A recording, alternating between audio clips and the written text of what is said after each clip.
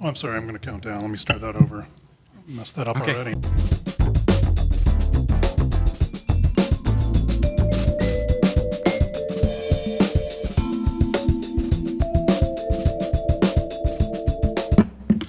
Welcome to the August 29th, 2023 Planning Commission Committee of the Whole meeting.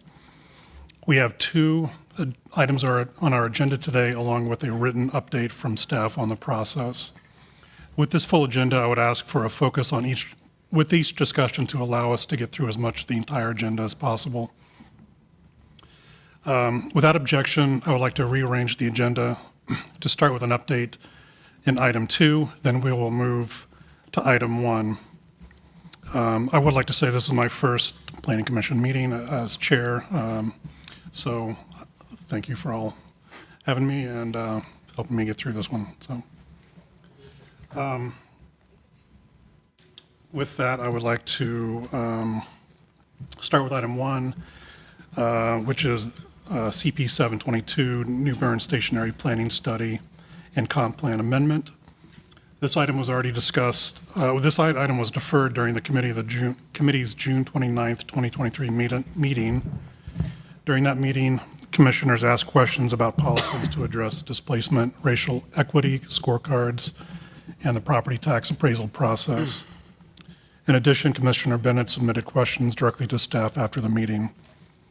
So I'd like to ask Ira Mabel to present a brief staff update for this comp plan amendment.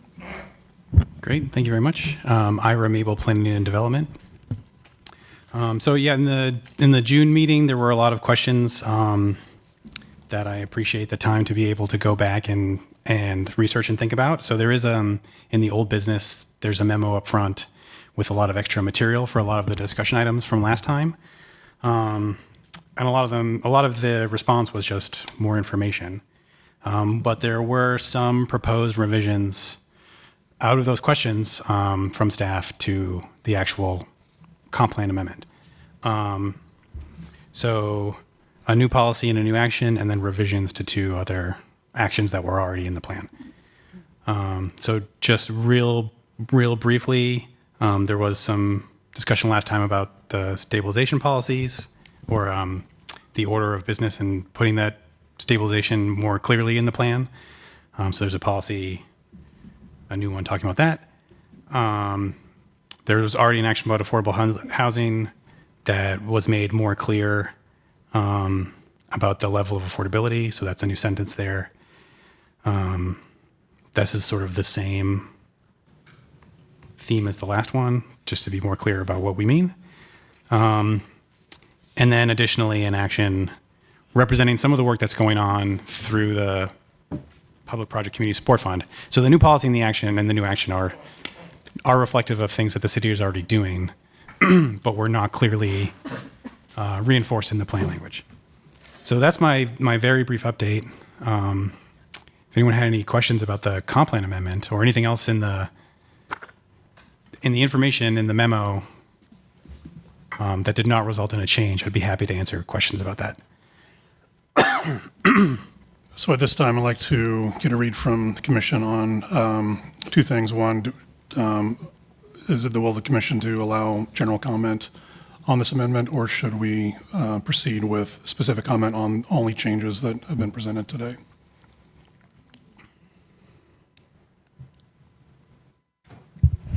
In the interest of time, I'd like to see us focus comment on the updates, new revisions. So with that, I'd recommend if there's any public comment on the specific changes that was presented today and is in the package, to come up, and we would allow 2 minutes for any public comment at this time.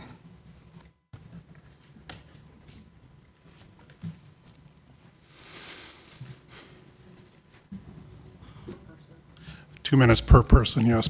And if you come up, please, in the interest of time, so that everyone can have time to speak, we would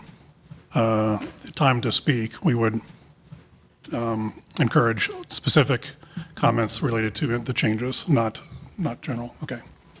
So please state your name and address. Okay, my name is Octavia Rainey, and I live at 1516 East Lane Street, and my house is included in the TOD. I would like to speak on the proposed revisions.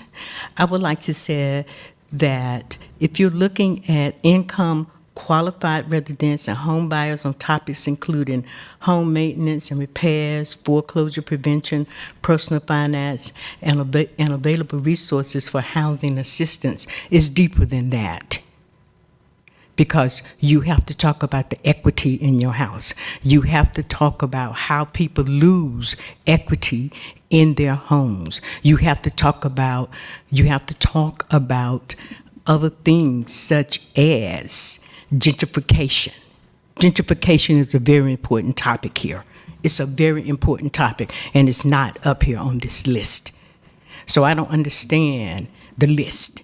The list is so deep, but you have to talk about gentrification and you have to talk about home equity, because that's how Black people maintain their homes, and they maintain it for generations and generations, and they pass it down from family to family. And that is missing on that slide. Now, I could talk about home repairs and how much money you get from the city for home repairs before it goes into another category. And I think that category is you can get a loan up to $100,000, but anything over $100,000 goes into another category. And that's a fact. So if we're really gonna talk about all of these things, then let's lay it on the table. Let's put it on the table plain, and let's cover all topics, because all topics is very, very important. And Black families lose wealth.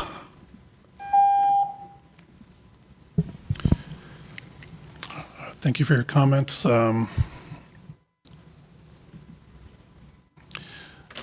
Welcome. If you want to state your name and address, please. Hello, my name is Matthew Brown. I live at 401 North Person Street and own affordable apartments at 6 North Bloodworth Street that are part of this rezoning. Thank you all for your service, and thank you for letting me speak.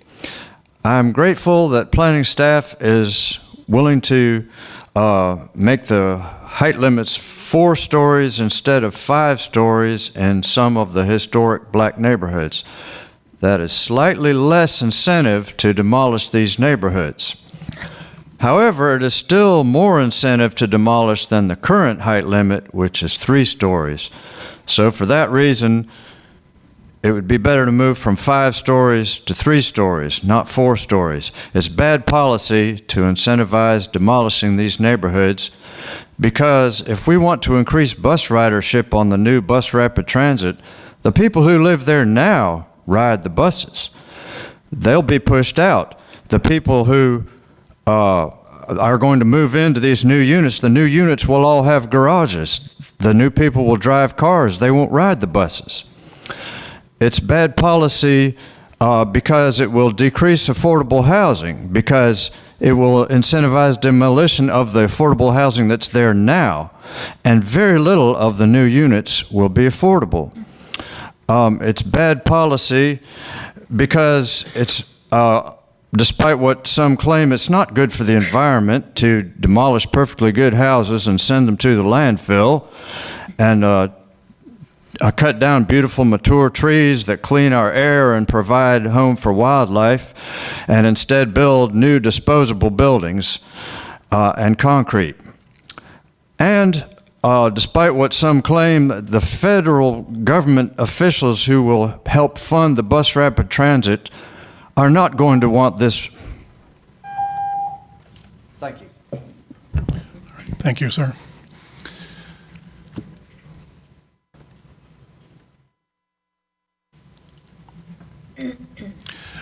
Just to get a sense, how many people are going to talk about the specific changes? 2 more? Okay, thank you. 3 more? Chris Thank you. Crew, 306 Elm Street, to pick up where Mr. Brown dropped off. The federal government doesn't live here. You know, they provide money to do a lot of things. It is incumbent on the local government to see to the equitable distribution of these federal programs. Education is a wonderful thing. It's too late for that if you go ahead and push through these zoning changes associated with the New Bern station area. You know, by that time, it's going to be too late to help people stay in their houses. I want to talk to you a little bit about, you know, this whole thing. The cake is not done in the middle here. You are nowhere near ready to present this to the city council for their review. I ask you to keep working on this. You know, we've got HODs and we've got NCODs that we worked on for at least 10 years before we passed the Unified Development Ordinance 10 years ago. These were all designed to protect neighborhoods, to protect culture in the city of Raleigh, and to protect our history. And once these are gone, you don't get them back. You know, you can't preserve resources once they've been eliminated. Healthy ecosystems and healthy cities require diversity and established mature habitats. The New Bern Station Planning Amendment promises wonderful changes, but it doesn't ensure equity. It doesn't respect the preservation of Raleigh's history and environment and culture. You don't want to go down in history as being the commission responsible for urban renewal 2.203. Thank you. Thank you, sir.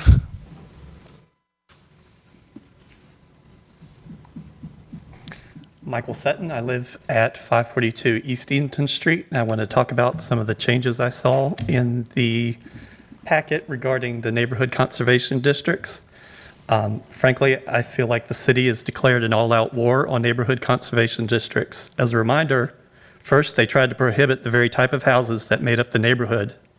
Second, the TOD nullifies 2/3 of our neighborhood's requirements, including the maximum height and the minimum lot size, despite City Council voting to uphold the lot size requirement just 5 years ago. And if the position on neighborhood conservation districts wasn't clear enough, tonight in the packet, in the 11th hour of this process, we will see that the intent is to actively remove properties from our neighborhood conservation district. This is a promise about promises broken. The promise 30 years ago to create a neighborhood conservation district was to correct racial injustice to the Black community. We cannot rely on that promise. We can't rely on the council's vote 5 years ago. We can't rely on the UOD, the comprehensive plan, the future use plan. All these documents and promises are worthless. There's only one rule in Raleigh. Do you have enough votes on council?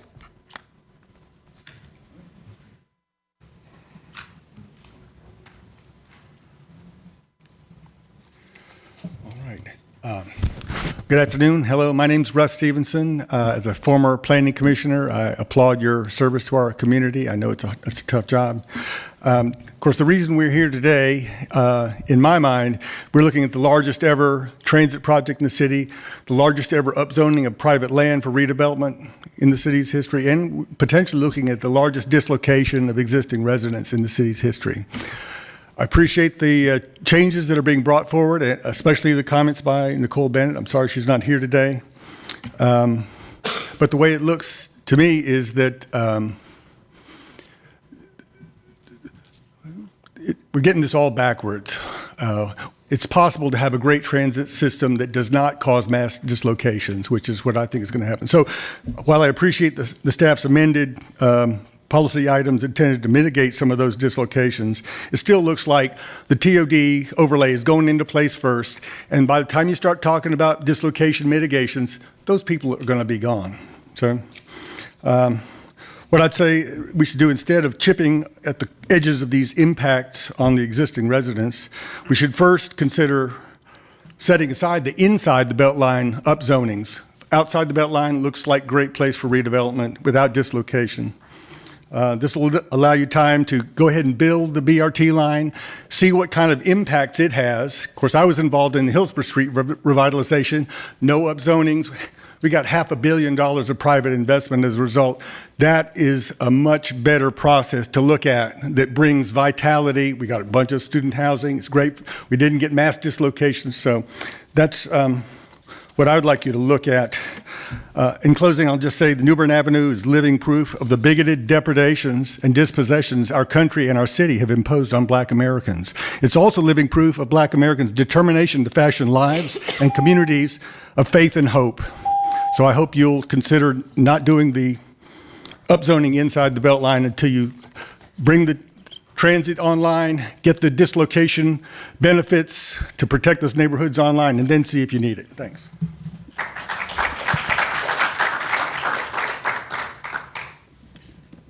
Thank you for your comments. One more. Sorry, one more. My name is Tallulah Payomokaye, 2117 Maybrook Drive. Thank you all for your service. Even I've come to some of your meetings and been a little feisty, so I know that it's not easy fielding public comments on something that is so important. I say that and stand here as the chair of the Transit Authority, though I'm not here representing the Transit Authority, but I do want to say that what I'm saying comes from that perspective. I don't believe that we did the right thing as we started this process, from the ballot being on the measure in 2016 of being very basic, saying who wants enhanced public transportation, and that not letting people know how it was going to affect them.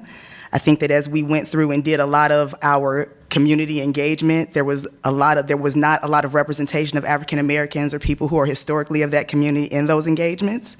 A lot of the surveys that were asked of people were leading questions to lead to the answer that the survey writer wanted. And that's something that a lot of times city and development does when their intent is to push through a specific measure of development. I believe that, and I want to echo what somebody said about these workshops and educational programs. We're not doing enough as a city to engage community to make sure that we're getting true feedback from the residents of how these things will impact them. And even as some of the measures that we're taking to create affordable housing, like the average median income, we have to understand that that is rising as more transients move into the Raleigh area, and that is still displacing some of the traditional residents when we use that measure. And even when we talk about developers being able to give us a percentage of housing, that may be a 1,000-unit building with 4 units of affordable housing, and affordable is relative. So I think that as we think through this process, I know it's taken us a lot of time to make these decisions, to push forward development, but just because it's taken us a lot of time to make a poor decision doesn't mean we need to keep doing it, especially when we're talking about the lives of people impacted by this. The housing insecurity does not just affect housing, it affects businesses that serve those in need as well. Thank you.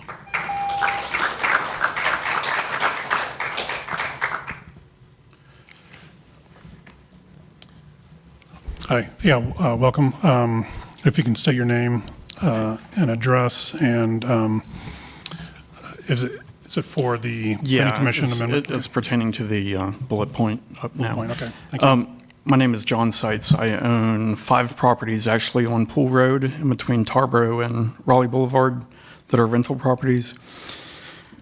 So I just wanted to say I'm completely for the action of educating residents. However, when I hear people speaking here, I feel like perhaps there's 2 different geographical areas of which we're discussing this. I just want to make the point that in the particular triangle about which I'm concerned at least, and I'm discussing, which is Pool Road from Tarboro to Raleigh Boulevard and then up to New Bern, that triangle right there, there are no residents. It's all owned by landlords. I'm one of them, but it's already exchanged hands. I don't think increasing taxes is going to be an issue there because, again, residents aren't going to be moved out. As it stands right now, I bought properties last year, 2 of which were vacant. I've improved them, put a lot of money into them. I've added 2 other residents there as renters. I think it's that particular triangle is a prime area for redevelopment, honestly, and I'm encouraged by this. I'm encouraged by the density encouragements or incentives you have on the table. I hope those work. But as it stands right now, that particular area is just languishing. It's really bad. I encourage you guys to drive through there. It's all rooming houses. There are people on the street sitting there all day. It needs some sort of attention. If not this, then something. So even if you separate this from other areas of the neighborhood, and I respect my other citizens' concerns, breaking this particular part off, I think, completely needs something done to it. Thank you. I disagree with you.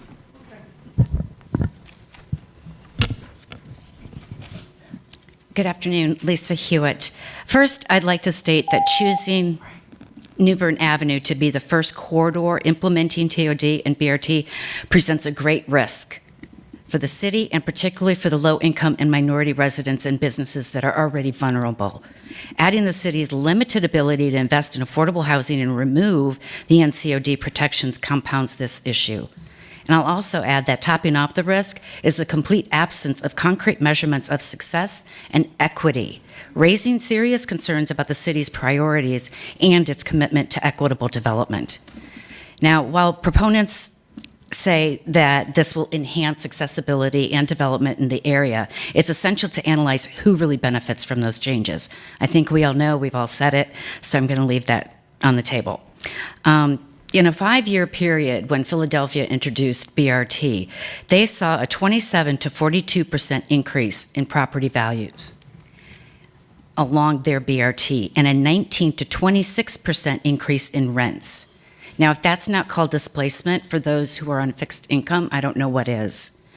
So without a more rigorous effort on our part to avoid displacement, Raleigh risks driving out the very people who have enriched the city, have enriched the neighborhood, but will no longer be able to afford to live there to take advantage of it. I'm also troubled by the lack of defined success and equity metrics. Without those clear benchmarks, it really becomes challenging to have accountability to the decision makers and how the rezoning will impact us. I'm not saying don't implement the BRT. I agree we need to get the cars off the roads, but I believe using New Bern Avenue as your pilot is a grave mistake. City planning should prioritize another corridor to develop first, outside the Beltline. I like that idea. New Bern has the highest residential density, so it has the most to lose by removing the protections, NOAA destruction, and the absence of success metrics. Thank you.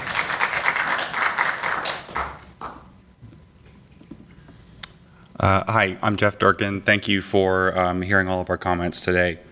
We're all rightly concerned about the rate of displacement in Raleigh. The explosive growth has created a real affordability crisis here.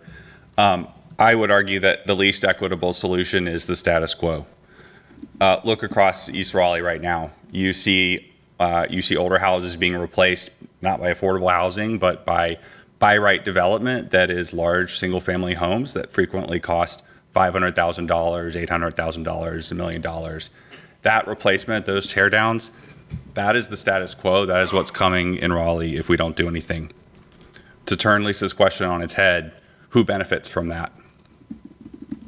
When we make it hard to build mid-rise apartments, we make it impossible for developers to build anything other than single-family homes. When we freeze neighborhoods in amber by creating and enforcing NCODs and HODs, the latter of which, by the way, are not impacted by the request here, we do not protect people with low incomes. We just ensure that no one can ever build things that are affordable. If we keep Raleigh that way, it will become unaffordable for anyone who can't afford one of those $800,000 homes. Just yesterday, I read that the National Council on Teacher Quality reports that typical home ownership costs in Raleigh are 33% of what an experienced teacher's salary is. That's considered cost burden by them, and I would certainly agree. If we stay on the trajectory that we are on, if we don't pass TOD and create BRT, then, and if we don't invite more density and more public transit, I can only imagine that other professions will be priced out of Raleigh. Again, I would say the least equitable solution is the status quo. We can't retain our focus on single-family homes, and we can't keep building the way we have been. Thank you. All right, thank you. I think that's it for public comment on the comp plan amendment update. I'd like to bring it back to the table for discussion. So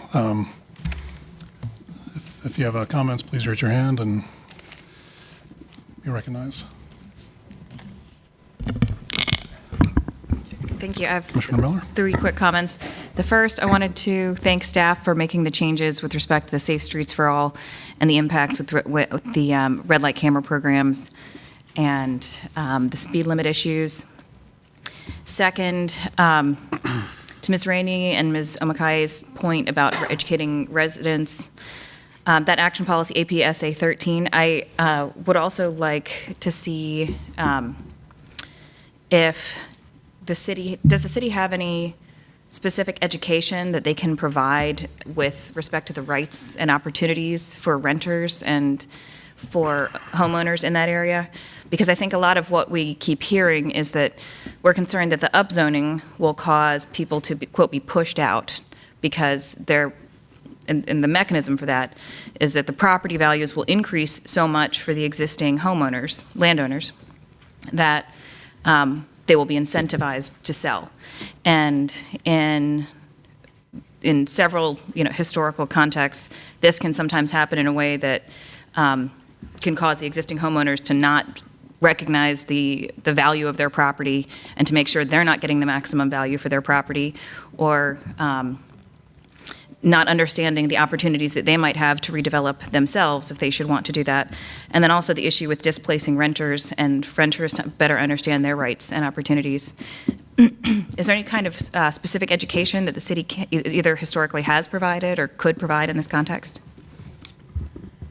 So I know the Housing and Neighborhoods Department does workshops for first-time homebuyers. I don't know off the top of my head all the details of other programs they have. This action was my attempt to Southeast Raleigh Promise received a grant of $125,000 from the city. This was my attempt to summarize their scope of work that they're proposing to do. I'm rereading that now. I don't know if they specifically talked about renters or not. They do. Yes. Okay. So this was last year, I think, the City Council established the Public Project Community Support Fund. There were 4 grants on New Bern Avenue, one to Southeast Raleigh Promise. I'd be happy to read the bullet point that they, in their scope of work, that talked about that. Maybe that might answer what they're planning to do and what we funded so far. If that's sufficient, sure. Sure. So their second bullet talks about financial capacity building for prospective homebuyers and legacy owners at the risk of predatory property acquisition, partnering with DHIC. For renters whose housing may be at risk due to the financial incentives offered to the property owner, we will ensure that residents are aware of future affordable housing options planned for the area, such as, and then they list developments. They talk about how their community meetings will be hosted and advertised. This was the nonprofit group that proposed the education work. I think so that's this great. Bullet was sort of my summary of what they said they wanted to do. Sure. To your points about, I was trying to take notes quickly, but looking at predatory property acquisition and educating landowners, existing homeowners about that, and then also educating renters about their rights and opportunities. Sounds like that's exactly what I was talking about. So maybe just tweaking the language to include some of that in this policy, since it's already sounds like it's going to be reflected in the education anyway. Yeah. That was my interest on that item. And then to Ms. Hewitt's question about the lack of defined success and equity metrics, I was going to see if you could speak to what some of the ongoing study and reporting is going to be in this area with respect to the comp plan and otherwise. Sure. So the equitable development around transit, the equitable transit-oriented development guidebook that was approved in 2020, which was the first proposal of the TOD bonus as it is today, recommended that we do reporting on metrics, and there were recommended metrics in that plan that are probably the ones you think of: income, race. So the plan that staff put forward to council proposed a sort of reporting function in the future, and we are going, have every intent to keep doing that. I think there was some room for sort of developing all the individual data points that would be reported, based on what was available. So, the TOD has only existed since late 22. There's nothing to report yet, right? So I can't offer you any, how many times has the TOD been used. It's not been out there long enough. But we did commit to some metrics and a plan moving forward, or a commitment to reporting. Okay. I'm sorry. I know there were some other Feel free to ask me that again if that was not. Sure. I think I'm going to dig back into that guidebook. Okay. I might be able to find it quickly for you, but. Sure. Thank you, Chair. And I'd like to thank staff, too, for the thoughtful responses to the questions and updates to the comprehensive plan proposal. During our meeting at the text change committee last week, we had a lot of discussion about the interplay between the TODs and neighborhood conservation overlay districts. And the consensus was that this was not an appropriate venue during the text change and that we should bring it up here. So I'd like to first check to make sure that the chair is okay with us discussing those issues as part of the comprehensive plan considerations. Yeah, I think that's appropriate at this time. And so my feelings on this are that I don't think the transportation overlay district, transit overlay districts and the NCODs should be overlaid together. I think it provides complexity in implementing redevelopment plans and site plans. I think it provides confusion for homeowners and potential buyers. And frankly, in some case, it makes the NCODs kind of ridiculous when it strips away all of the provisions of the NCOD that would apply. And I would like the commission to consider requesting an addition to the comprehensive plan updates that would state that the TOD and the NCOD should not be applied together, and that application of a TOD should include the removal of an NCOD.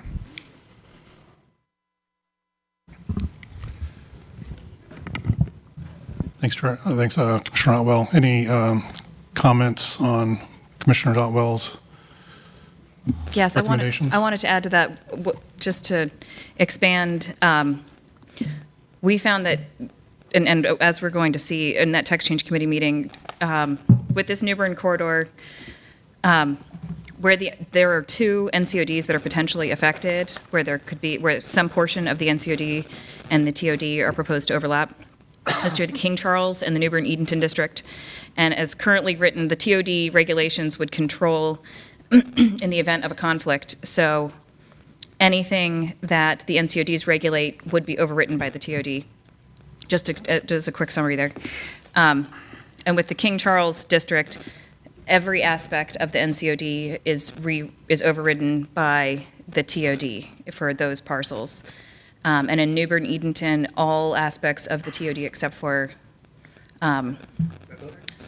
building separation were affected. So we were looking, we were talking about adding a comprehensive plan amendment to clarify that where there is a TOD overlap, instead of saying there's an NCOD and a TOD, when in fact the NCOD it does nothing anymore, that it provides a lot of confusion for those that think that it appears that there's still an NCOD on that district. So to avoid that confusion, that was to include the TOD. But we also added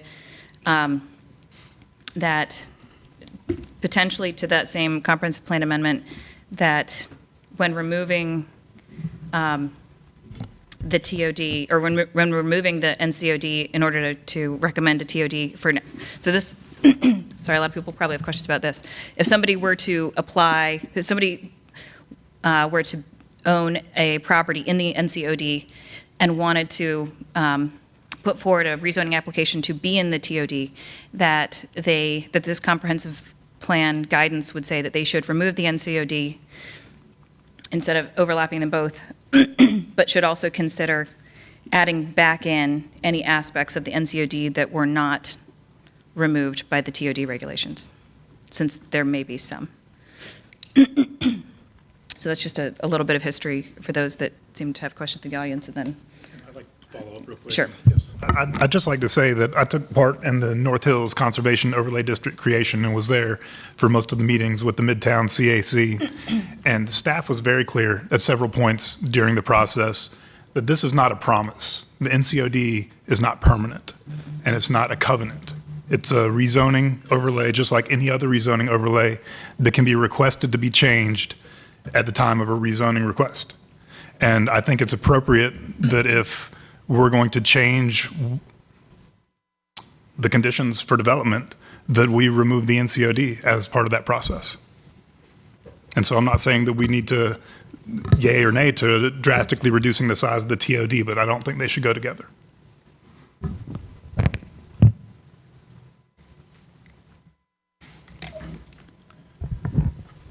Thank you. Any other comments on this topic? Yeah, I'm kind of confused on why we would do that when there are people who, in this corridor, who are in what's slated to be both, right, the NCOD and TOD, and want to be out of the TOD but in the NCOD.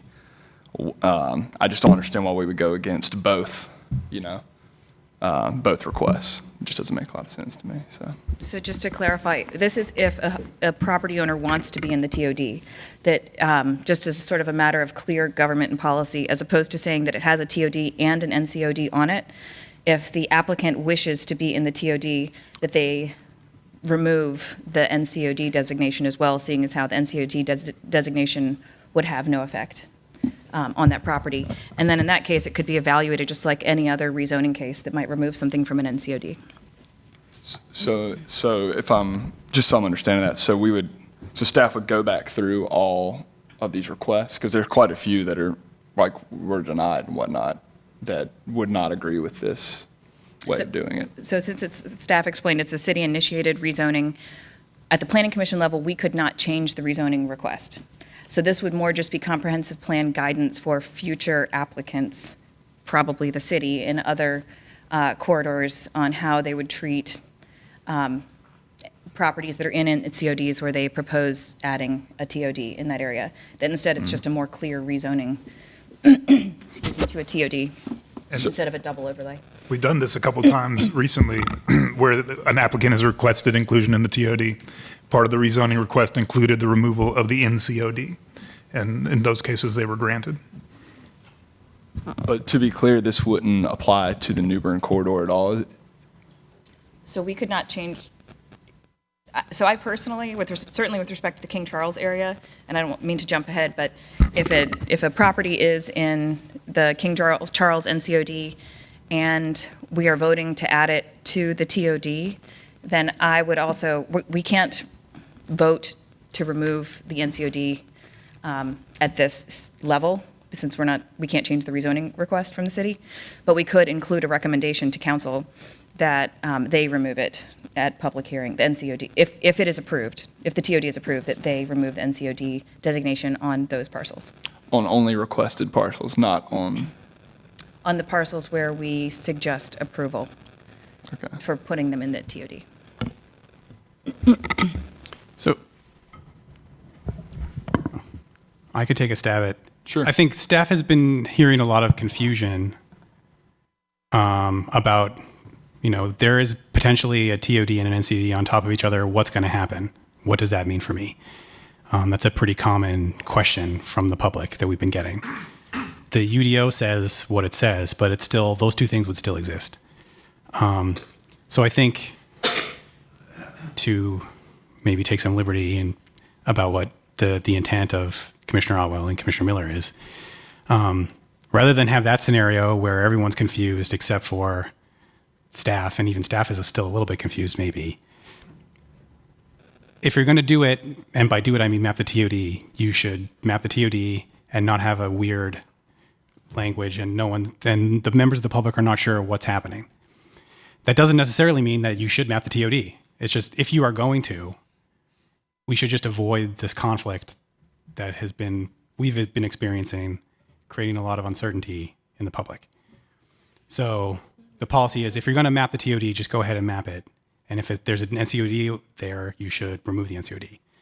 There still might be a recommendation that the TOD should not exist in those places. You don't have to map the TOD if that's the policy. I think the intent of the policy is if you're going to approve the TOD, you should avoid the conflict altogether, because that just makes people confused about what their rules are for their land, right? But all the other policies about should the TOD be on a piece of property or not, I think are still going to be there and will still be evaluated. I think that's that a good good? way. Yeah, Okay. That summarizes my feelings. Okay.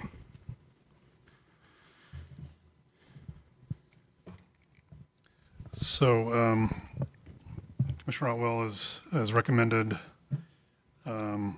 language to be added in the comp plan, but going forward for the TOD case, the rezoning case, we still have to act on what's presented and then just present recommendations to the council for anything that may be, a deviation from that recommendation to remove NCODs if the commission. I mean, I'm happy to bring back some draft policy language again for that if you'd like, before you vote. That would be Yes. great. Okay, great. Please.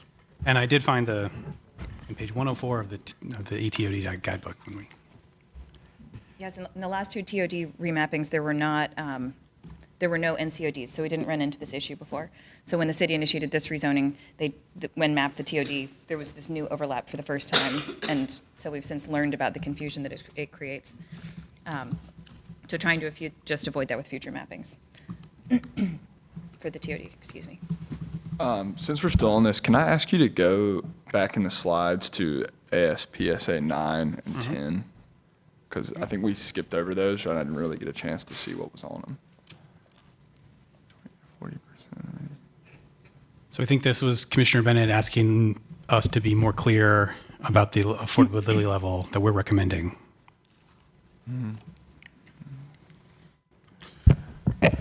Yes, Commissioner Bennett.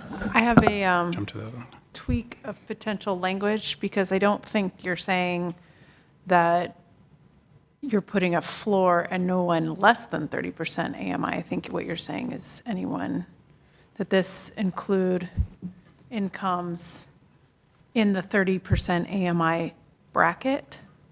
It would be 30% and above generally. So normally when you talk about percent AMI, that's the. And you that usually is the say floor. below. So when you usually present in terms of percentage of AMI, you typically say 30% and below, or 60% and below, or 80% and below. So my only comment would be you wouldn't want to exclude people that are making less than 30% AMI.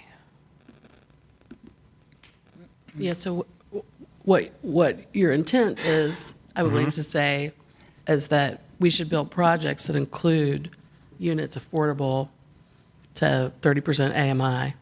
And Right. below. Yeah. My intent was to use Or the below. conventional terminology, so I may have written myself So yeah, backwards they're there. But the way it's written, Sure, it seems like okay. less than 30 would not be Correct. recommended. Great. So we just need to a semantics tweak. our way out of Correct. that. I meant what you thought I meant, Yes. so I'm happy to have it say Yes. that. It is, yeah, typically 30% AMI and below. Yeah. Gotcha. The other comment on affordability is the discussion point of, again, using some of the nonprofit partners that are very good to the city in terms of providing holistic support for homeownership, renter assistance, those kinds of programs. I think that was one of the initiatives of the Affordable Housing Bond, was to designate funds for public-private partnerships and also the services associated with low-income families to maintain their housing. So I think that is just to Commissioner Miller's request as well, of clarifying that some of the nonprofit partners work in tandem with funding support from the city to help provide those educational services, which are incredibly valuable. So thank you. I think I did the same thing here, too.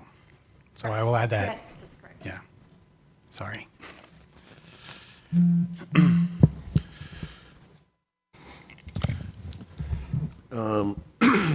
Just to go back, we jumped on the affordability, but Commissioner Otwell's recommendation, I mean, without rendering a decision on the TOD rezonings, I think it makes sense. This process is complicated enough, as Ira had mentioned. So I think it makes sense to not have an overlap. So I'm in support of that. I am curious about Commissioner Miller's suggestion that in the one area, it completely overrides it, so it makes sense. In the other area, there's still some NCOD requirements that would exist in maintaining those. And so as part of that question to Mr. Otwell, are you suggesting that change is specifically to this comprehensive plan amendment, CP 722, or is that a comprehensive plan amendment in general moving forward? I don't have that in front of me right now, CP 722. That's the one we're looking at. Yeah, I don't think I have the wording directly in front of me. I'm just saying, is it specifically for this New Bern Avenue? Oh, I see what you're saying. Or is it moving forward into other areas? I think it as should we be a get into- general. Okay. And again, General citywide, I'm in support of it. I'm just curious about what we're getting, if we're going to vote on this, if someone makes a motion, what we're voting on. I would say that it should apply TODs across the board. I agree. And I just wanted to clarify. So as a policy, I pulled my notes from last week, where TODs are proposed as part of a rezoning request, NCODs should be removed, and the applicant should consider whether it's appropriate to add non-conflicting NCOD restrictions back in. There's probably a more eloquent way to put that, but in some cases, we also identified where it might not be appropriate to add the non-conflicting NCOD provision restrictions, or where they're no longer relevant and things like that. So, including with building separation and those kind of issues. So we wanted to just not necessarily say that it's required to do that, but they should consider whether it's appropriate. And that would be accomplished through conditions.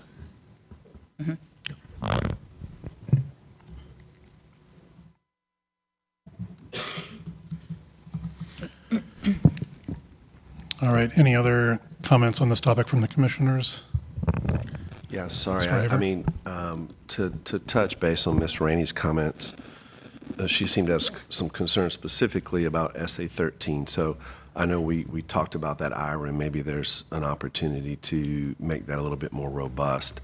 But I think in general, I mean, this is, the comprehensive plan is, a long-range policy document establishing a vision for the city and provide guidance for growth. I mean, I think the information that staff has included in here, I think they listen to comments from the public. I think they listen to comments from the commissioners. And I think this is a great attempt at creating a vision on what we want to try to do. Again, not rendering a decision on whether or not we approve the TOD. I just think from a long-range policy document, I think that the additions that are made here are good ones, and I think they listen to both the Planning Commission and to the public. So I would like to see, again, if there are some ways to make the SP 13 a little bit more robust, I think that would be great. I think that's an important part of the addition to this. But overall, I think it's a good vision for the way we grow as a community. Thanks, Commissioner Haver. So a logistical question for Mr. Mabel. If we proceed with this, that encompasses all TODs going forward, can that still be part of the CP 722, or does that have to be a separate?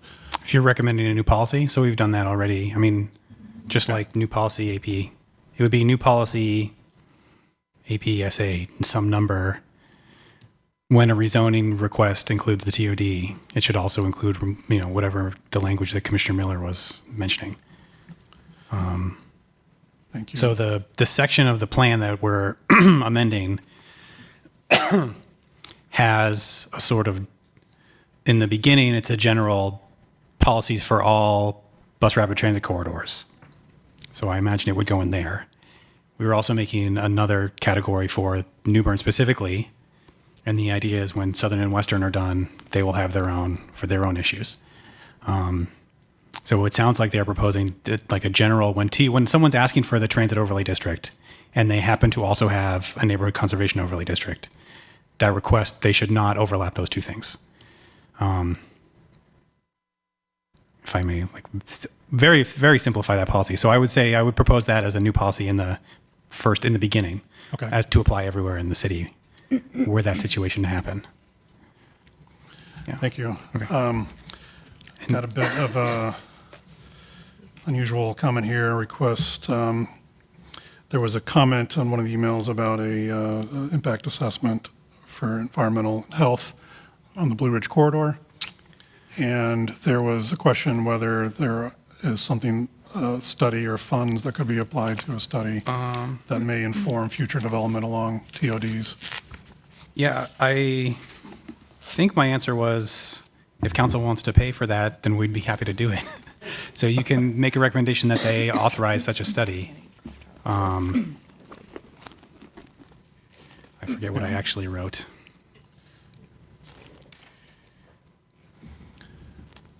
We've included that task in other corridor studies previously, but not since, what, 2011 or 2012? Oh, We could, you're basically asking council to allocate money for additional work. okay, Yeah. right.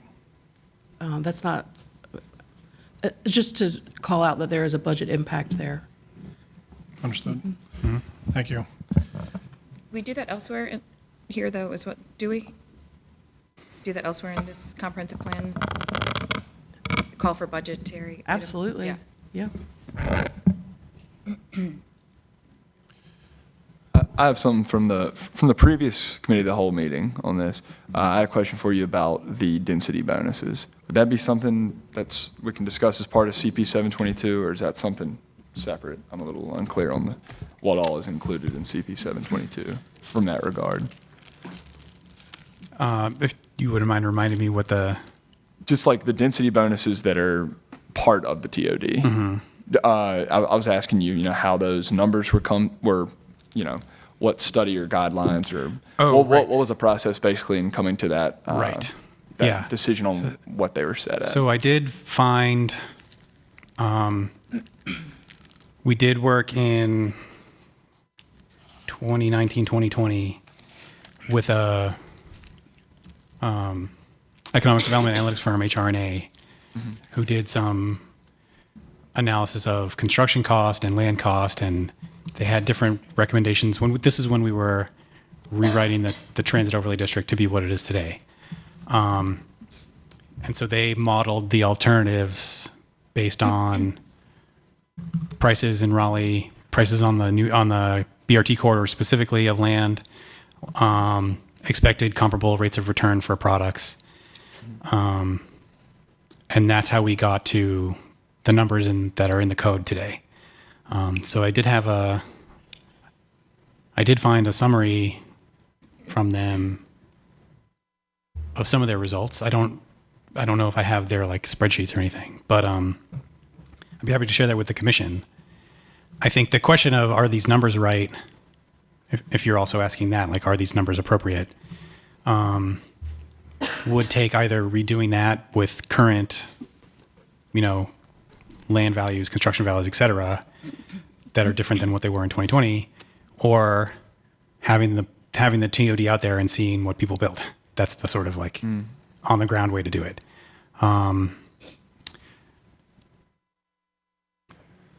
So those are I don't know how else to know if the numbers are right other than to sort of redo the math or make it available and see if people use it. I'm not sure if the math has changed very much. I'm not the economist person who did that. But there was an economic development firm who did that study for us, and that's how we got on the numbers in the overlay. Got it. Yeah, just from a general density bonus standpoint, I know the follow-up on that question that I asked you in the last meeting was who, if anyone has used the density bonus yet, because if I'm not wrong, it's the same density bonus that's applied across frequent transit areas too, correct? Same. Not quite. guidelines. So the transit overlay district has the bonus in it that is a height bonus of 50% above whatever your entitlement is. I think maybe, so the TOD exists already on the western corridor and the southern corridor, and then a couple other places. I think the only applicants who have actively used it are affordable housing developers who are already going to build affordable housing. I don't remember if they asked for the zoning themselves. There hasn't been a lot of permit movement in the corridors because development takes years and years. It hasn't been long enough. But that's the transit overlay district. The frequent transit development option, which I fully understand there's a lot of F's and O's and D's and is a little bit different. So if you want to use that option, you are capped on your site at 12 units. Full stop. You can only use that option up to 12. Anything above 12, you have to build affordable housing. So it's not, it's structured pretty differently than the two of them are structured pretty differently, I would say. The FTDO was much more intended for smaller sites. Obviously, the number 12 there should tell you that was not meant for large, or we were not envisioned for large lots, many acres, like greenfield development. Yeah. So what would it take to re-examine the numbers on the density bonuses that applied to a TOD? Would that take council, like you said before, council initiating a study on it? Yeah. Yeah. I think they could theoretically authorize a text change and ask us to do all the study again and get that back, and then, have the public hearing and public comment, et cetera, and then decide what to do. And that could be a recommendation from this commission. Would that be appropriate to do in CP 722 or in a different part? That's what I'm wondering about. Because that's something I'm pretty interested in learning more about. It seems like affordable housing production and all that has changed quite a bit since 2019, 2020. So I think it could be appropriate as part of here as like an action item. Sort of the same as the Blue Ridge health study similarity. If you want to propose an action that said, the city should do this study, and put that forward, and that's for council to consider, I think that would be appropriate here. Okay. Yeah. I'd like to do that. So.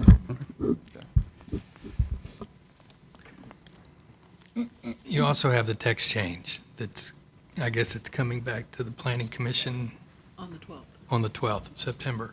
Okay. And that's another avenue where, accompanying the recommendation on that text change, you could ask council to authorize a text change or a study to look at the affordability numbers that are in the TOD and evaluate whether or not they should be tweaked.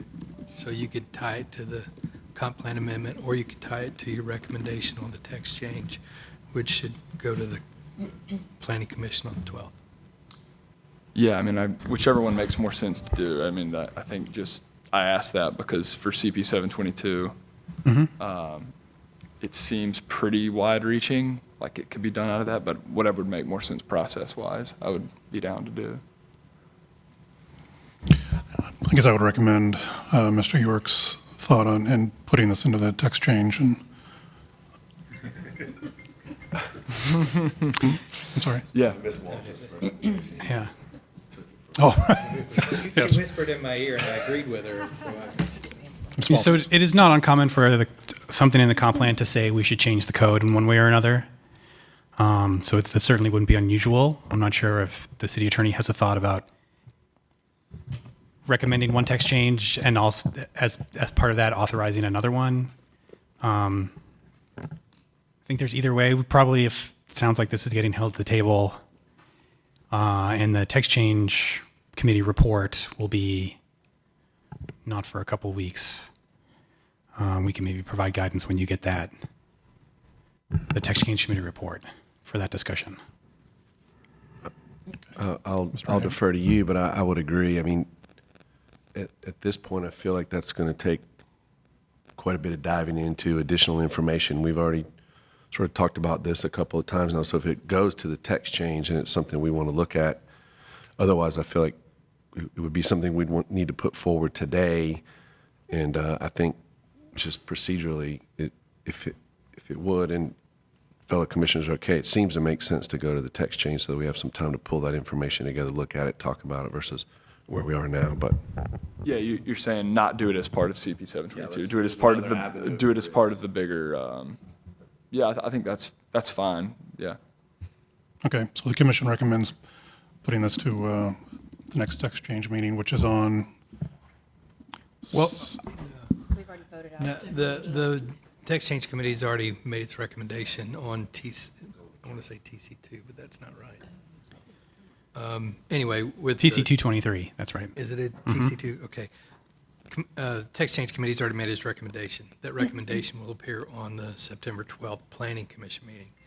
When the committee report is given on the 12th, the commission could add to the recommendation on TC2 that council either authorize a study to look at the numbers to see whether a text change is warranted or authorize a text change that includes a study. But it makes sense to tie it to the text change. Text change is going to get to council quicker. And if it's a concern of planning commission, then that's probably the better avenue to make that request known. Thanks for the clarification. That's helpful. In the interest of time, I'd like to ask commissioners if any other comments related to the comprehensive plan amendment changes for today. If not, I'd like to summarize what we're looking for. We're going to hold the table until the next committee of the whole meeting. Mm-hmm. And Mr. Mabel, you're going to provide info on language related to house ownership and rental programs for rights and opportunities as part of APSA 13. And then, let's see, per commissioners Otwell and Miller and O'Haver, add some language about removing NCODs. Or separating the NCODs from the TOD. For APSA 9, revise the language as we discussed for the AMI percentage. And I believe that is it for the next meeting. AP 10 also had a revision. Sorry. 10 also had a revision. I'm sorry, AP, okay. 9 and 10 were the same, right? Thank you. The same mistake on my part, yeah. So without objection, we'll move that to the next meeting. And this is the next committee of the whole? Oh, yeah, you all have not scheduled your next meeting to discuss these items, and so this will probably show up on the committee report next on the 12th. On the 12th. So that you can confirm your meeting time during that meeting. Okay. Thank you. Okay.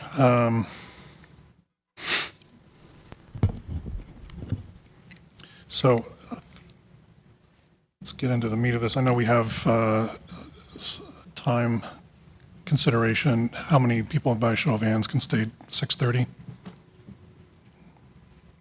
No? I can stay. No? Okay, so we have a hard stop at 6. I'm not sure. Okay, we'll try to get through as much as we can. I'd like to go to the next case, rezoning Z9222 New Bern Stationary Planning. This encompasses 744 properties along the New Bern Avenue. This item was deferred during the committee's June 29th meeting, and the committee heard general comments from the public during that meeting. The committee has not heard from property owners who have made individual requests to modify the zoning request from staff. Staff has new material to present about potential revisions to the request in 3 topic areas. In addition, Commissioner Bennett submitted some questions, as Mr. Mabel has commented on before, directly to staff after the June meeting. And this memo that's part of the agenda today has information on that, on those questions. Just logistically, we're going to start on the easternmost portion of the TOD study and try to group these discussions going east to west. So I will like to ask staff for presentation update from Mr. Mabel. Great. Yep, so I'll skip ahead so we can get into it. So there's 2 general categories of material I'm going to present today. One was, so you might recall, you asked for an extension from City Council for this a couple months ago, and they granted it. And as part of that, staff had put forward some ideas for amending the request that we would bring to you. So this was based on the feedback we had continued to hear through all the community engagement events that a normal rezoning goes through and beyond. So there were 4 items. One was single unit living. That's in the text change. We think we'll resolve that. And so the other 3 are listed here. So that's one category of material that's new to you, is like recommendations for council to change the request itself. And then the other are requests, and I apologize for using the word request a lot, but requests from individual property owners for the rezoning to be different in some way. So we did talk a little bit about this last time. Those requests from property owners all have an evaluation from staff about whether you should accept it or not. That evaluation was based on these criteria. So the goals of rezoning, the original authorization, et cetera. So I think we had some discussion about this in June. So all that stuff is sort of jumbled together in geographic order, inbound, as I like to call it, on the BRT. So starting in New Hope Road, this is the rezoning. It is by and large community mixed use 7 with the transit overlay district. Currently today, mostly community mixed use 6. And there is quite a bit of industrial zoning. That's the purple on the south side of New Bern. And so all of the white, well, one of these white things is the BRT station, but all of the white call-out boxes are a request from someone who owns property. So, for example, E1 is a request to be removed. 2, 3, and 4 are to be included, and those individuals have asked for particular zoning districts. And then 5 is also to be modified. So you can see that one is the existing zoning is a little funky. It's like 3 parcels are split zoned on a diagonal for historical reasons. So they are asking to be treated a little differently.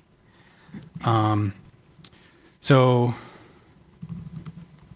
I have 5 of these maps as we go. Be happy to take sort of the will of the commission and how much detail you want me to move through any individual request. I have also a slide for each one. So if you'd like me to flip through the slides, I can. If any of these you have questions about, I can do it that way. Thanks, Mr. Mabel. At this time, I'd like to get a read from the commission on the will of the commission on whether to review each of the submitted requests from applicants to change the city's zoning case, or if we should only focus on the ones that are contradictory to what the city requests, the do not recommend category, if you will. So I'm open to thoughts, comments on the process. I kind of want to do it the long way, Mr. Okay. Chair. I apologize. I think we can go through as quick as we can and get a quick read on whether we'd like a further in-depth discussion of each one. But I think there are some that bear looking at either way. Okay. Thank you, Commissioner Otwell. So with that, let's start with the first one, E1. I will maybe do a just brief give summary. Brief overview, and then I think we would allow, if the applicant is in the requesters in the audience, to allow them to have 2 minutes to talk about their. Yep. And I printed some of this off. I thought it might be easier for you to follow along / take notes. So the memo in the backup is what I printed. It's got the list and all the details. So this is the first one. So the Z92 is proposing CX7 with the TOD, and they are basically requesting to be removed. So their existing zoning is CX3 parking limited. I believe there's a fuel station here, a gas station. So they are, this white dot is always where the BRT station is going to be located. So that was one of my criteria, just to go back. How close you are to the bus station was one of my criteria. When I started writing this, I set up the benchmark of quarter mile, third of a mile. This is 0 feet, but I say less than a quarter mile. That's true for all of them. So staff's recommendation is that this stay in the zoning, in the rezoning request. Questions? I don't know if. So this time, if the property owner is in the audience and would like to speak on this particular matter, please come up to the podium. If not, I'll turn it back to the table and Move to accept staff's request. we have a motion to accept staff's request. We have a second. I just want to make sure I'm understanding. This one, the proposal is different. The applicant would like CX7 with No. TOD? No. So the reason, the Z92 is proposing CX7 with the Transit Overlay District. The property owner is requesting that we do not rezone them at all. So they would like to retain the community mixed use, or commercial mixed use, sorry, 3 parking limited, this one. And we don't know why? I mean, I think, so a gas station would be a non-conforming, I can only speculate. My memory is that this is a gas station, which would be a non-conforming use, so it might have something to do with that, but Would they be in trouble for that? no. I mean, so they can rebuild it as a gas station.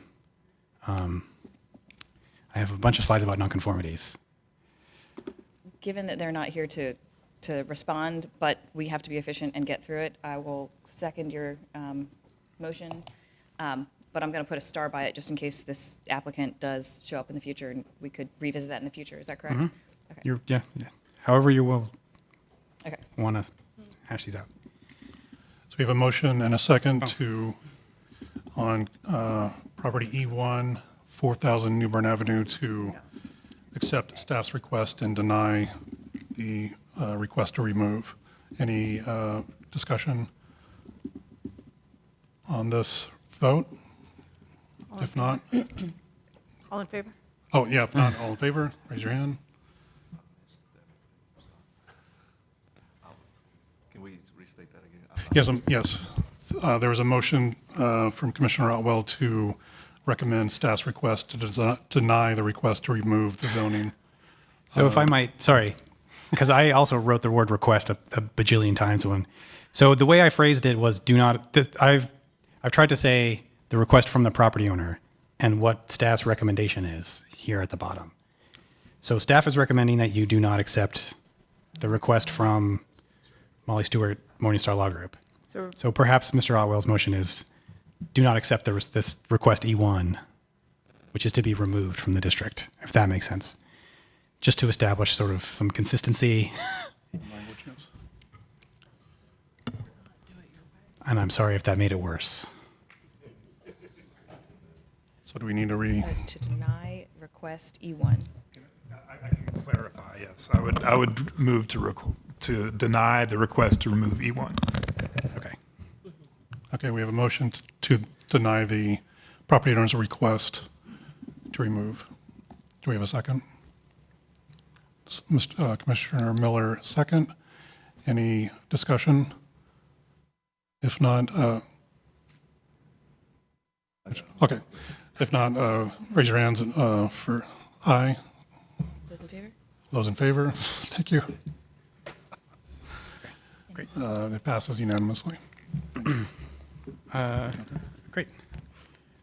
So E2 is 4, I think, parcels on the south side of Thelma Street.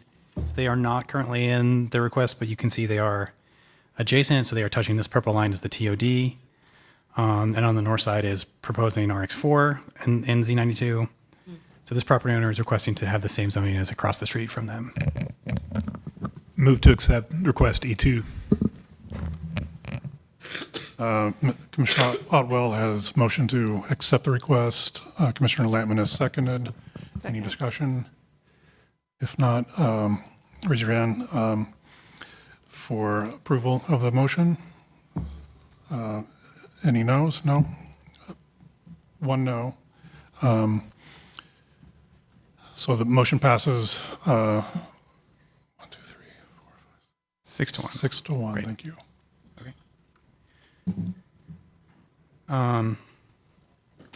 This is for the cul-de-sac, sort of Bastion Lane, Matilda Drive. So it's sort of similar. They are not in the request, currently zoned IX3 with the Special Highway Over District 2. and are requesting basically the zoning that is proposed for the rest of Maitland Drive, which would be IX7. Move to accept request, E3. We have a motion to accept request from Commissioner Otwell and a second from Commissioner Lampman. All in favor, raise your hand. All not in favor, raise your hand. So that passes unanimously. This one is sort of close to E2, which was over here. So it is sort of a similar story as that one on the south side of Essie Street. Currently not on the request, zoned R4, and they are asking for basically the same district arcs for the TOD. So that is, they are 3 individual property owners, but they all contacted me each to ask for the same thing. Move to accept request, E4. I just wanted to say you can do a verbal vote. You don't have to do a hand show. Thank you. Yeah. That'll make it quicker. All in favor, say aye. Aye. Aye. All not in favor? Passes unanimously. Thank you. Chair Inch, I'm sorry, can I ask a quick question? Sure. Yes. As we're kind of clipping through these, I guess my only concern I'm trying to keep up here is why, if IRA in any situations, there's a reason why the city did not include those initially, because a lot of these are adjacent and the lines were established for a specific reason. I'm assuming by staff. I'm not trying to drag this out, but I just want to make sure we're not clipping through them. Nope. And there's some rationale that maybe my other commissioners understand, my fellow commissioners understand, but I don't. So Yeah. So if there's something significant, if you could share, that would be helpful. Right. I think. Agreed. Yeah. I think where you'll see when we get to a request for someone to be included, where staff's recommendation is to not include them, that's where there is a wide gap between the original proposal and what that person's asking for. I think, not to sound glib, but we have to draw the line somewhere. So, for E1, I think it should be fairly obvious on its face why that's in their rezoning. For these other ones in the residential neighborhood, 2 and 4, it was a combination of, what the zoning is already, what the future land use map is, and then like walking distance to the transit itself. And so some of those things were borderline, perhaps. It's also fairly convenient to draw the line off the street, even though it does, in my personal opinion, sometimes put you in awkward positions where both sides of the same street are not treated the same. But in terms of like actually drawing a zoning line can be sometimes the cleanest way to do it. So I think for E3, for example, and then especially out here, you start to get into like size of the parcel. So, close to downtown, when you're talking about a quarter-mile radius, quarter-mile of small parcels, the radius can be fairly fine grain. In this district, quarter-mile might be something like that, but these parcels are tens of acres big. So some of the decisions out here have to do with the parcels themselves. We try to not split zone anybody for every city project. I think for E3, the guidance was we were going to, when we were following the set of criteria originally, to be frank, the line could have easily included them versus not. I think probably just drawing the how many feet you are from the BRT stop itself was the determinant there.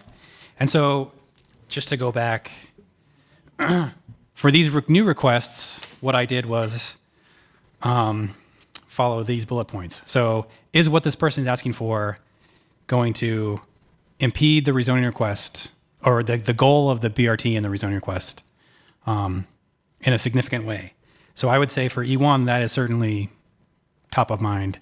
as the parcel adjacent to the actual station seemed to be a very critical thing to have be transit oriented, and potentially not its current use in the future should this person ever decide to no longer operate a gas station.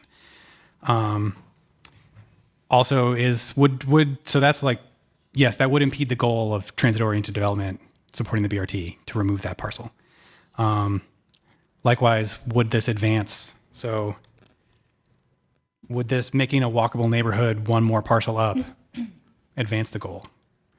Maybe not as strongly as one's closer to the station, but the answer is probably yes here. And then, are they so are they touching the request already? How far are they? That sort of thing. So I think to sort of double back on your question, Mr. Alwell, when there's a request to be added and staff is saying, don't do that, that's when there was a big difference between the original intent of Z92. And I that's helpful. Thank you. I mean, E1 clearly makes sense. Where I start to get a little bit concerned, and it can be deceiving by the size of the parcels. And we've already heard some of the residents, not already, we've continually heard some of the residents' concerns about some of the existing single-family homes and apartments. Like E2, I'm trying to zoom in and understand what's around there. Like E3 makes sense. It's at the cul-de-sac. There's some industrial uses there. So anyways, I just want to make sure. It's kind of hard to jump back and forth and try to understand. So I'm not trying to drag this out. I just make me feel a little bit more comfortable. Commissioner Raines, if you open this New Bern Station area rezoning webpage, if you can get a link to that, you can turn on the satellite view underneath it, and it gives you the zoning and a view of what's going on, and the requests are marked in green and orange along that, or green and I think they're all purple. different colors. Yeah, but they're called out, and you can follow that. I'll send you the link. Add it to us all, that'd be great. And I know I said it at the last meeting, but staff has their list of criteria to review, and I think it's good and appropriate and well done what they did. But we as a commission, as a legislative body, can have other ways that we evaluate requests also, in ways that staff cannot. And so I, in general, tend to, when we're weighing factors, give a strong deference to the property owners themselves on what they want on their project. When it comes to E1, I just wanted to be clear, even though I seconded that project, where an existing business owner or homeowner does not want to be rezoned by the city, but the city's come to them anyway, I want to understand that better. And before, I will tend to support the landowner, the property owner in that case. But in this case, given its proximity to the station and the fact that they're not here today, for efficiency's sake, I went ahead and moved that one forward. But in general, just wanted to remind everyone we can think of other criteria ourselves and vote based on our own thoughts as well. So, Thank you. Did we finish? Sarah? See, so we finished E4, Okay. on to E5. Okay, great. This one is a bit of a unique one, especially to do so early. So this is Taylor's Nursery, which is actually goes all the way back. Let me change the red. Like this. So they have sort of odd zoning districts already. Like I said, they're split zoned on 3 of their parcels. There's actually a 4th parcel there as well. They're currently zoned R6 to the north and commercial mixed use 3, parking limited on New Bern itself. So that's this line here, the current district. And so Z92, the original proposal has proposed to maintain the split zoning. Because I said before, we tried to not split zone. We also, on this particular case, we're not proposing to change the district. But for the CX portion, we were proposing 5 on this side, and pink was not still a good color choice. 5 on the east and 7 in the middle and the west, if you follow me. So the property owner has requested to be treated a little bit more consistently across their site. and in particular for basically all of this yellow to be commercial mixed use.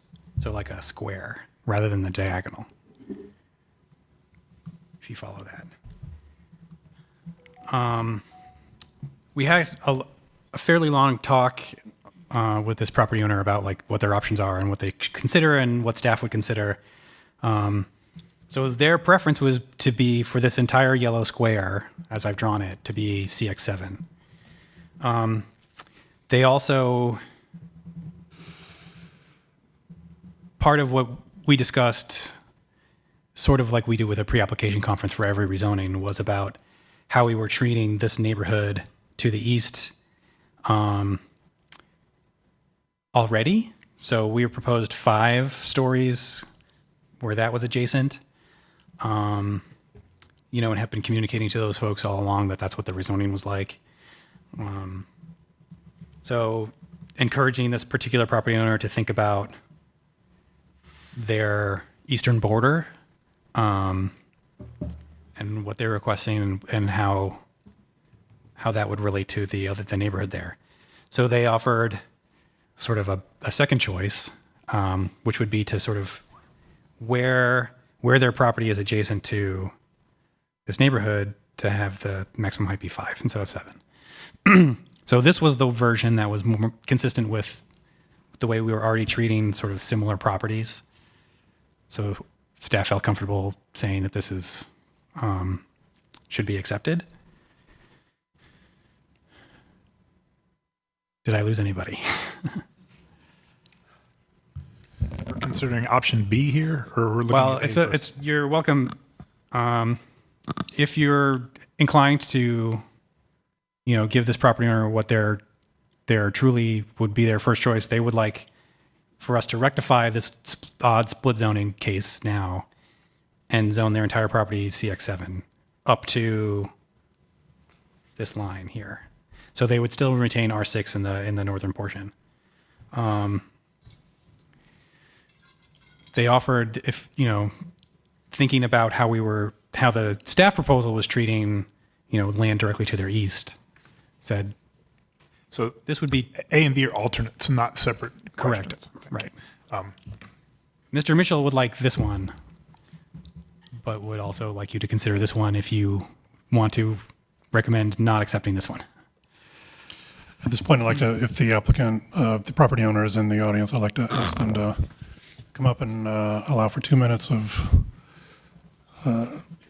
discussion. No, I think it is complex. Good afternoon, commissioners. My name is Preston Mitchell. I'm a land planner with Womble Bond Dickinson, address 555 Fayetteville Street. We represent Richard Taylor and his family and these properties here in the 3700 block of New Bern. So this is a unique situation because what Mr. Taylor has is roughly 75 acres of land in a highly urbanized area. This is the Richard's or Taylor's nursery.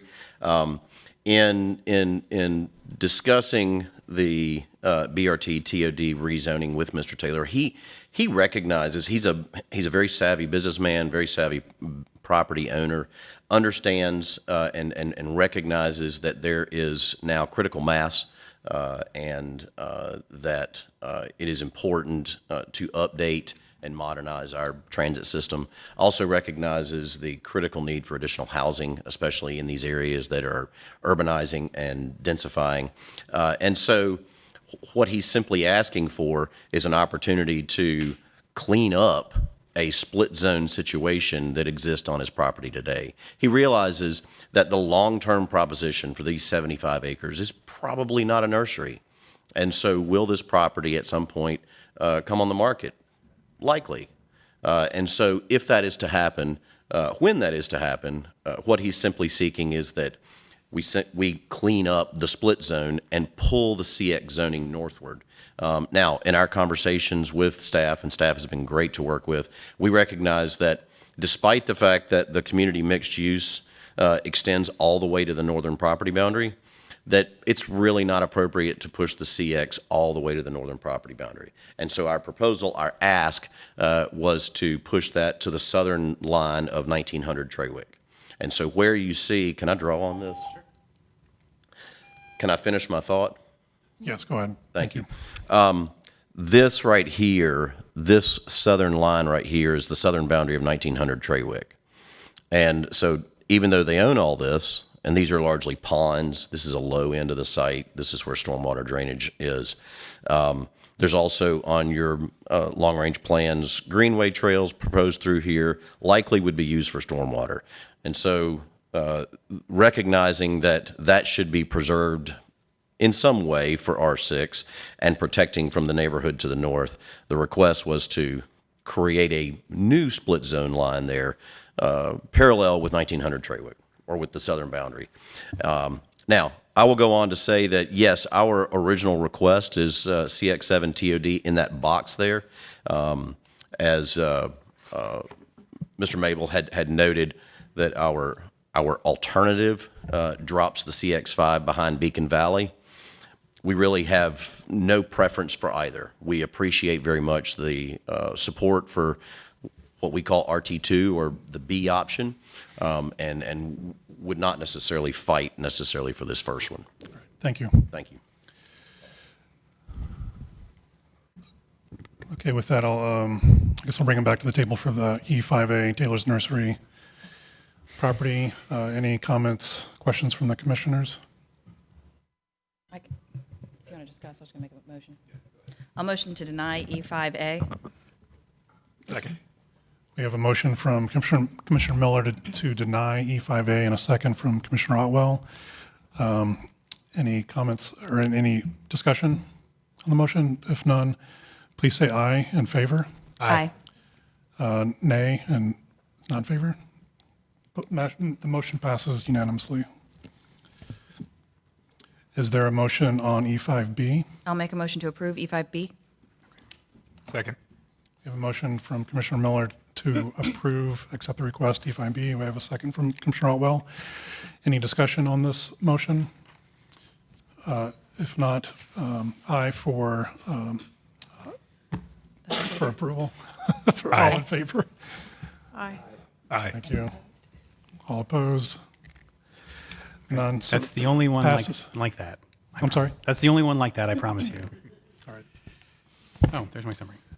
Thank you. Okay, so we got through, we have 20 minutes. We got through East Station, so I'll turn it back over to you for the middle. Yep. So moving on to the middle stations, I split so we have 4 more of these maps. The first request is, to change Z92. This site is currently zoned R10, RX3. The original proposal was for RX5 with the transit overlay district, and they're asking for RX12. And so this is where, to Commissioner O'Haver's question before, the divergence, just based on the future land use map and the station area type, the comp plan is recommending heights closer to 7. So 5 with the bonus would get you 8, so just in our assessment here, was much taller than policy already was recommending. So that's really the reason for that one. I'll skip to the next one because it's the same property owner, and then we can go back. Also requesting the parcels on Calumet Drive and New Bern. So currently zoned RX3 and CX3, and we're proposing to keep those RX7, CX7, and the property owner is asking for it to be treated all commercial mixed use and all at 12. And so in this case, it is a different future land use map. So you might see the first one is medium scale, the second one is both medium scale and community mixed use. So the comp plan policy is different there. Also, for what it's worth, would be similar to the CX12 TOD across the street. So that's all things considered. Even though these are the same property owners and sort of look the same, why the staff recommendation is different between the two as we go. Thanks, you. Commissioner Lampman? Would applicants let's say that we do not accept either of these, the applicant could still come in and do a traditional rezoning in the future, correct? Right. Well, so Okay. to be very clear, they will still be rezoned. So we're proposing for M1 to be RX5 with TOD. They're asking for it to be 12. Right. If you are saying we don't want to change it, they would still be in Z92, be still being RX5. Even if they're part of the rezoning of Z92, yes, they could pursue an Right. independent rezoning. And then after that, if they wanted to come in independently, and submit their own petition, any property owner can do that at any time. Okay, because just looking at the second part, although the city is saying accept their request, I would probably prefer that they go through the rezoning process, just a traditional rezoning. They can make the argument that they can, that it's right across the street, that it's 12, but I'd rather it be more consistent than essentially having a pop-up 12. I believe the applicant has representation. Yes, I'd like to turn it back over to Ira and the applicant, if they're in the audience, to present their property. Thank you very much. My name is Ben Kuhn, 2840 Plaza Place, here on behalf of the owner of the Pines of Ashton, as well as the other properties which are owned by Belasco Limited Partnership. It's about 70 acres of property that's under common ownership that provides a very big opportunity. The properties up, I guess they're M1, the one up at the Belasco properties near New Bern Avenue. Most of that is in a floodplain. So it's really undevelopable. It's the height that makes it more developable and doable. In addition, there's going to cause an enormous amount of upstream stormwater improvements that are going to have to be done for this property to be developed, because the stormwater pipes upstream that drain Wake Med, the Wake office property buildings, the streets, DOT property and everything else, those pipes were put in the ground in the 60s, and they're way too small. And there's been damage to our property, damage to the stormwater pipe that drains all of those empties basically feed on our property. And so we can't do anything with it. So that's one reason that's going to take more density to make that property be developable at all. Secondly, on the second one, M2, the yellow line is drawn around like this. For some reason, this property was left out of the staff's analysis, but in my email and request for it, that was included. That should be included at a minimum, because it was, this is all the Pines of Ashton, which is about 700 plus naturally occurring affordable housing units. This presents an enormous opportunity to really, and my client has no plans, no desires whatsoever to change this property in the near future at all. But planning for the future is what we're here for. And this property also is impacted by stormwater, flood zones. So much of it is less than developable. Again, needing density and intensity to help make this a site that it can be, next to one of the most largest employment centers with Wake Med. Nothing around it to impact other than freeways and a Wake County office building. And so here's where density should be programmed. It needs further study, and we appreciate the consideration for the requests we've made to be approved. Thank you. Before the applicant leaves, may I ask a question? Could you clarify, a question for the applicant? Could you clarify which parcel you meant to be included in the request? Yes. That's in the second request? If you see the yellow line, the boundary line comes down like this for what the staff is recommending. This property in the middle with that little, what's Roselle Court, I think it is? That was not included in it going to RX5, so it would stay, I guess, at RX3? Is that right? That was not included for some reason, even though when I submitted the request, it included that property. There was a lot of pins I did not, if that was meant to be included. I just wanted that clarified. Sure. I will add that. To be clear, that's part of MO2? I think he's saying it's part of M1. So M2 was there's a request for residential mixed use 12, and there's a request for commercial mixed use 12. The commercial mixed use 12 is for the corner, so to speak, or the curve. I think what Mr. Kuhn is saying is that for the RX12, my line should have done that. Yeah, so I apologize for that. I must have dropped that pin in my copy pasting. But all of it is still included in your TOD analysis. Okay. Yeah, I would. So having said all that, I would think that does not change the disposition of the slide, other than where the line is for me. But I will correct all that in all the materials. Bring back any comments, Commissioner Miller? Yes, could you clarify what kind of neighbors are to the south of this parcel? Are those single-family homes? I think so. I don't remember. I don't know if Mr. Kuhn knows at the top of his head. So they are also zoned residential mixed use 3. They may be duplexes based on, or quads, I guess. Given that they're residential, my concern is this rezoning initiated by the city was noticed to the neighbors with respect to one height, and increasing it to 12 would be considerably different than what the notice and sort of process went through in this area.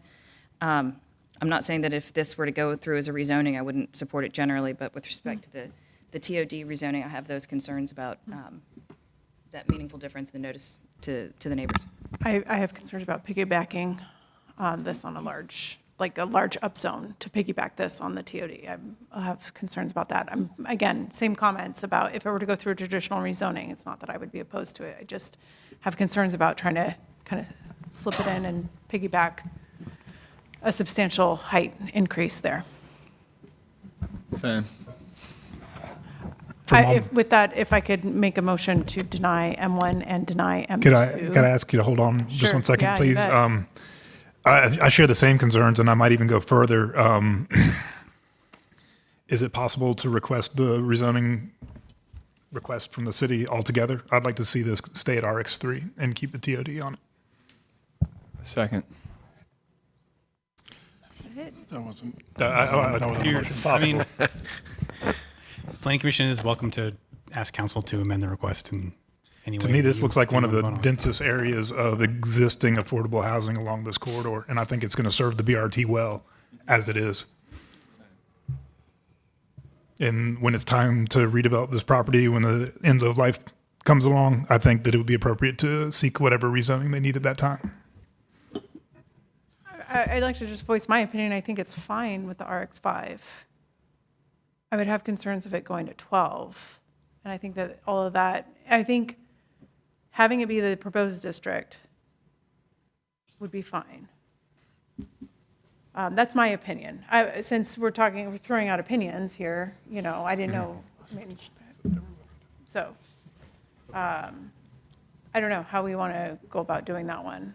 I would vote to just stay consistent with what the proposal is for the TOD overlay and deny M1 and deny M2. Could we separate M1 and M2 out? Yeah. They are. As two different motions? They are. I just mean as two different motions. That's fine. I would recommend that we deny M1. I'll second that. Okay, so we have a motion to deny M1. We have a second from Commissioner Miller. Any discussion on this? Yeah. Mr. I have a question Commissioner for Haver. staff. Ira, and I believe you said this, but can you clarify again why the city is suggesting not to accept M1, but to accept M2 at 7? Is it because it's along New Bern Avenue with that height at 7? I'm just curious if there's concern about that entire parcel, why you're suggesting to accept one and not the other. And I believe you said that, but I might have missed it. It's adjacent, it's across the street from. I think in this particular case, so going back to policy, thinking about future land use map saying medium scale residential, the BRT station area type has a recommended height for that, which in this case was 7. They are above my 3rd mile metric mark from the station itself. So a request above 12 being above the height recommended in the comp plan, I didn't support it. The other grouping of parcels is in a different future land use map category. It is closer to the bus station itself. So more supported by policy for additional height than something farther away. And then, yeah, I looking at what was across the street and approved already did factor a little bit into this one, even though that was not on my list of bullets. But like, I try to be consistent when staff has made a decision before or when council has made a decision before. That is a factor. But as someone said, you're welcome to make your own motion. Thank you. Yeah. Okay, so we have a motion for M1 to deny the request of the property owner, and we have a second. So with that, all in favor, aye? Aye. All opposed, nay? I'm sorry, Commissioner Mann? Aye, okay, so that is unanimous for approval. Okay. To deny. Okay. So just a time check, we have 5 minutes. So I think we can get through him too, but I'd like to talk about the next steps after this. Okay. Okay, so any discussion on or vote on or motion on M2? Are you entertaining any objections to these spot rezonings? So if you want to answer the public, I was going to answer with them too. Yeah, we would entertain objections to, you're correct, the applicant was offered 2 minutes. I would. I don't need 2 minutes. I object to this entire process. You're rezoning properties. All right, sir. Don't even look at it. We'll bring it back to the table. If you have a comment on this particular case, we would allow 2 minutes.